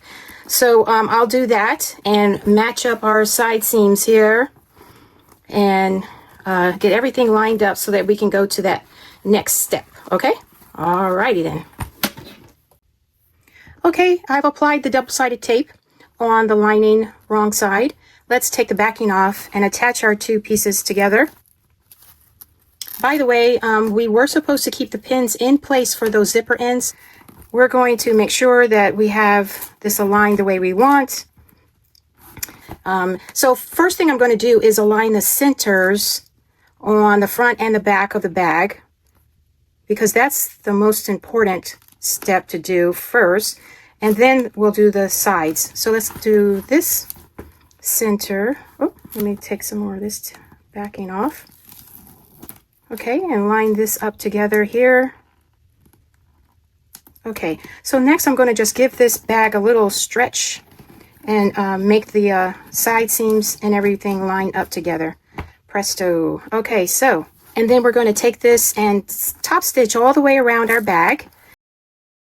If you don't have a cylinder arm machine, you're going to want to seam this like so from the inside of the bag all the way around so you can lay it flat. If you do it that way, make sure that you adjust your bobbin tension and increase it so that the backside here will look nice and prominent. So give it a test run on some scrap pieces before you top stitch so that your tension is correct. I'm going to, however, top stitch mine on my cylinder arm machine. And after we do that, we'll align our bag connectors to the bag. But first, let's go and top stitch this in place. Okay, we're going to start our top stitching now. It is suggested to start at one of the sides, where the zipper tails are. And so I'm going to start right here. The zipper tails are right underneath there. We're also going to not back stitch. We're going to instead go all the way around and then overlap several stitches to lock the threads in place.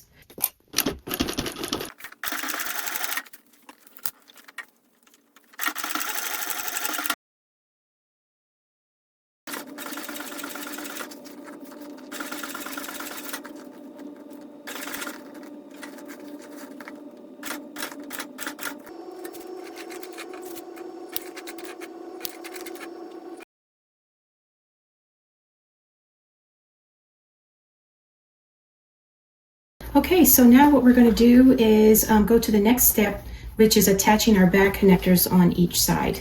Okay, let's assemble our bag connectors now. We're going to take our bag connectors and we're going to put our D-rings on it. And next we're going to mark the spot for our holes that need to be punched to attach this bag connector. I've already attached one to the bag, and this is what it looks like. We're going to center it over our side seam here. Next, we're going to make the marks for the second one. We're going to take our bag and make sure that this is the side seam. Now, this other seam you see is for the front pocket. So let's choose our side seam. We're going to draw several lines on where to mark for our bag connectors. So we're going to measure from the top down according to the instructions, and we're going to make a line here. I'm using chalk, about a 2-inch line, just like so. We're going to make our next two lines on either side of this side seam, and I'm going to make those lines now, and the X marks the spot where we're going to punch our hole for the rivet. So here's the other marking, and so now that we have our marks, I'm going to take my hole puncher and punch 2 holes right in the center of those cross marks. We're going to punch through all of the layers.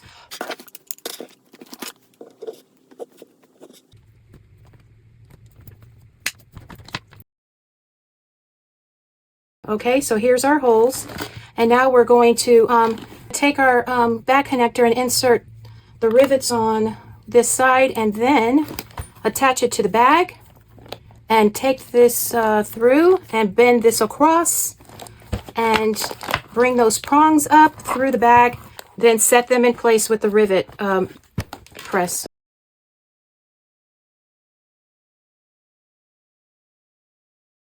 Now it's time to finish our zipper, and this is the last step before we're done with our bag. So what we're going to do is we're going to put our zipper pull on. I'm going to remove the pins that were holding this zipper ends out of the way, and let's put our pull on. Now we want to make sure that we put this on straight with even edges on the zipper tail here, so that when we zip this up, our zipper is not puckering at all on the other end where we have our 90-degree segments of the zipper. So I'm going to see if I can put this on, make sure they're even here. This looks even. Let's see what it looks like when we close up the zipper. Okay, that's beautiful. All right, we did it. Now let's attach our zipper end. We're going to take some 1/4 inch wide double-sided tape and put it on the back side here of our zipper. Take the backing off, and we're going to pinch our zipper in to make a point, like so. And then we're going to attach our metal zipper end. I'm going to put some glue on the inside of this, not a lot. You don't want the glue to be oozing out, just a little bit there.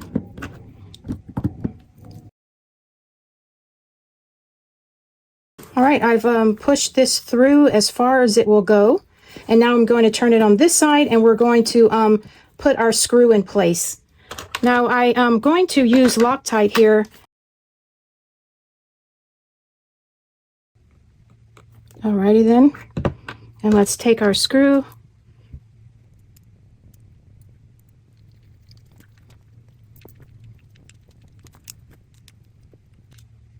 Okay, that does it. Okay. Let's construct our shoulder strap. We're going to need our 2 pieces for our strap connector. We're going to also need our webbing. And yes, I changed my mind. I think this is going to go better with my strap connectors. So the color of my strap has changed. And full disclosure, I also changed my connectors here for the bag.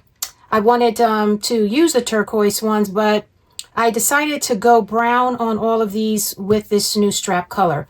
Okay, so we're also going to need a rectangle ring and a tri-glide ring, our swivel hooks, and some nylon tape or Decaville light or anything that you can use for reinforcement on the back of these connectors. So the first thing we're going to do is lay our connectors wrong side up and attach our reinforcement. So let's go ahead and attach these pieces on the back side here. And next we're going to turn our pieces over so the right side's facing, and we're going to mark our rivet holes using our pattern template. We're just going to mark these holes. We're not going to punch the holes through our connectors at this stage. So let's mark the spots and use the marking that best goes with the materials that you've chosen. I'm using one of my silver pens, and we'll turn these back over with the wrong side facing. And we're going to apply now some 3/8 inch double-sided tape pieces, and we're going to use these in the lengths that will go right across the top here. And we're not going to put them all the way to the top edge because we want to leave room to top stitch our connector. So I'm going to bring this down just a tad so that my needle doesn't have to go through these. We're going to put 2 on this side and 2 on the other end. That's good. Let's put the tape on the other connector. Okay, so now that we have that done, we are going to put our swivel hooks on now.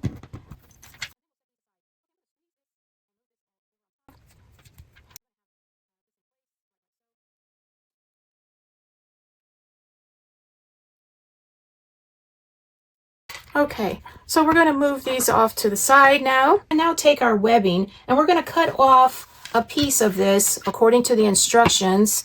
I'm going to just cut it across. I'm going to singe the ends of this piece. Okay, good. And now we're going to thread this through our rectangle. And we're going to fold this in half till these edges here meet, and we're going to clip this together.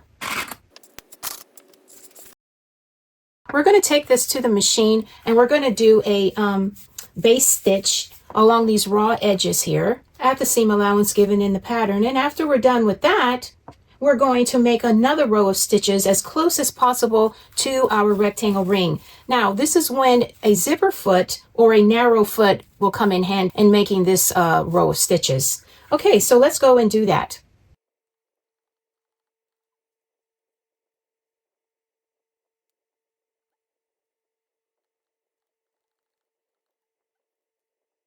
Next, we're going to assemble this with our strap connector.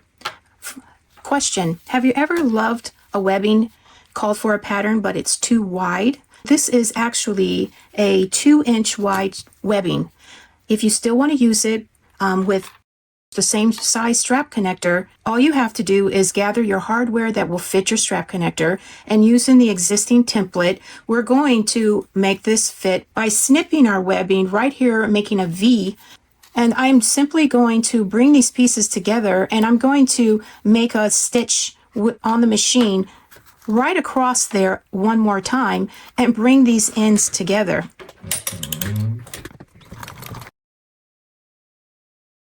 Okay, just like that. I'm going to singe the ends of this again. Okay, and so here we have it, and this is now going to fit as if it were 1.5 inches wide. Okay, now let's go ahead and proceed with the instructions given to us. We're going to take the backing off of our double-sided tape on one side of this connector, and we're going to lay this on our work table. We're going to take one end here, and we're going to fix this right on top here. Make sure it's centered, just like that. And then we're going to take the backing of the double-sided tape off on this side, and we're going to fix it right over, lining up these edges of the strap connector that they meet equally. And so let's go ahead and do that.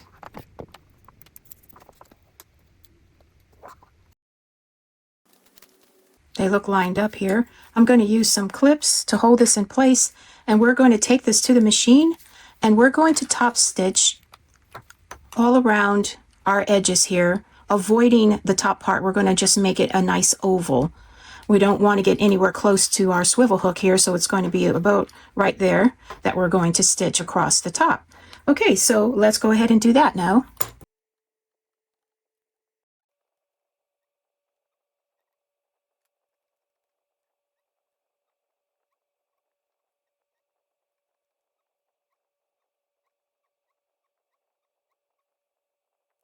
We're now going to take a hole puncher and punch holes here for our rivets. This is what my strap-in looks like, and you can't even really tell that this was a 2-inch strap by looking at the strap connector. Okay, so let's go ahead and punch our holes and set our rivets in place.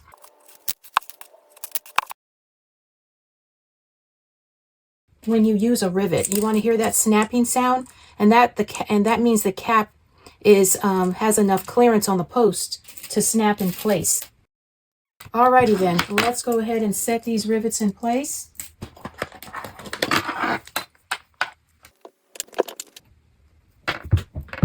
Okay, very good. Now here's our first strap piece. Alright, let's put this aside and work with our longer webbing piece. Okay, we're going to take our longer piece, and what we're going to do is thread it through our tri-glide. And of course, your tri-glide is going to be equal to the width of your strap. So mine is a 2-inch wide glide, and I'm going to thread it through here, maybe. Okay, so what we want to do is thread this through, and on the back side, we want to do one of two methods by double folding it as such. Okay? If your materials are very bulky like mine are, the other option is to just take a piece of the exterior fabric and fold it over the end as such, and then bring this piece over and top stitch this in place through the layers. Okay, so that's the method I'm going to choose because this is a thick strap. So the exterior piece that you're going to cut for this method is going to be the width of your webbing strap. So I've already cut mine out. You're going to apply double-sided tape on the back side of this so that this can be secured in place when you take it to the machine and sew this on. So I'm going to kind of bend this in half and hug that edge. Make sure that these are lined up here. And then you want to take this to the machine and do a top stitching across here to secure this in place. And I'm going to do that off camera, and I'll be right back. Okay, now that that's done, we're going to take this other end of our webbing, and we're going to thread it through our short end. And we want to make sure that the right side is always facing here, just like so. And we're going to take it and thread it through our tri-glide and down this side through. And here we have our adjustable strap in place, like so. Make sure the right sides are facing here. And then on this other end, we're going to attach our second strap connector. And basically, I'm going to do the same thing. I'm going to clip the middle and make a stitch across to hold it. And then we're going to place this on top, and we're going to make our top stitching across to hold this in place exactly how we did this one. Okay, so let me go ahead and prepare this. just cutting out a little triangle and cinch those ends. And again, this is just a method if you want to use a strapping that is wider than called for in your instructions. Okay, so I'm going to top stitch this in place real quick, and I'll be right back.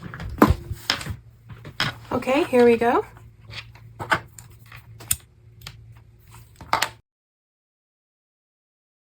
All right, I'm going to take off one side just as we did before, lay it on my work surface, and place my strap end right inside there. And I'm going to make sure that it's straight, and then take the backing off the other side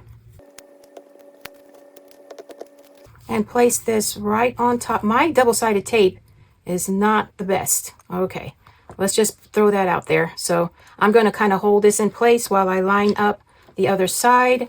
I'm going to make sure this is straight again. Yes. Okay, now I'm going to look at it from the side view to make sure that these edges here of my strap connector meet and are even. I'm going to clip this in place, and then I'm going to go and top stitch around just like we did the other one. Okay, so let's go do that. Okay, now that we have that sewn in place, we're going to punch our rivet holes and apply our rivets just like before.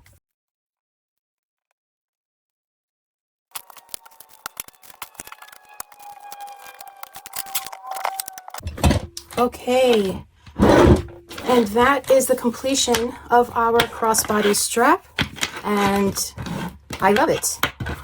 It's beautiful. So you know what that means. We're going to attach it to our bag.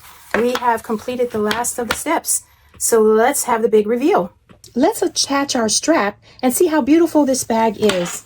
Oh my goodness, I'm so excited. I love that I made the decision to use the brown strap and the brown connectors. Okay, here we go. How beautiful is this? Wow, this is gorgeous. I really love it. I love how the pocket is so wide enough. You could put your cell phone and more in that pocket. And I love the recessed zipper. This opens up wide to a nice, huge slip pocket. And on this side, we have our credit card slots.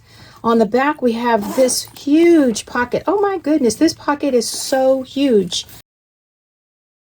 I'm so excited to have been a tester for this bag. Karin at KC Original has done it again with another beautiful bag pattern. I am going to take my photos of it and show it off. I am in love. This is the Dayla Crossbody bag.